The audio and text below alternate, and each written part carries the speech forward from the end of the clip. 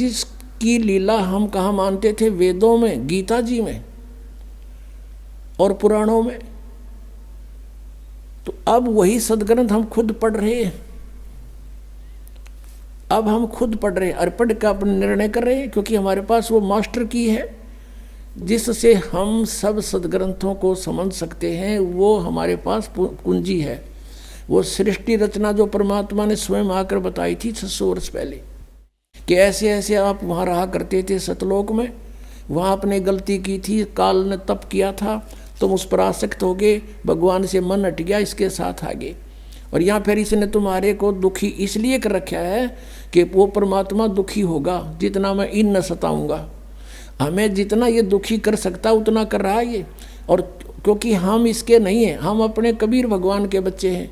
अब वो रोता है हमारे लिए, क्योंकि हम उसकी आत्मा है, गलती करके आ जरूर गए, लेकिन उसको भी दुख है।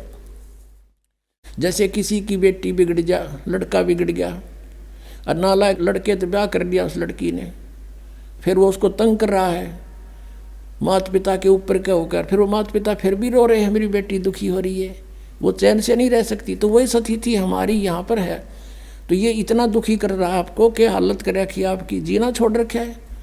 और हम फिर भी यही सोचते हैं कि ना ऐसा ही जीवन होगा, ये तो नरक भोग रहे हैं। चाहे यहाँ पर प्रधानमंत्री क्यों ना हो, 36 बीमारी पावेंगी, टेंशन 100 की 100, घर में कोई और बीमारी पैदा हो रही होगी, ना जाने क्या घटना घट रही।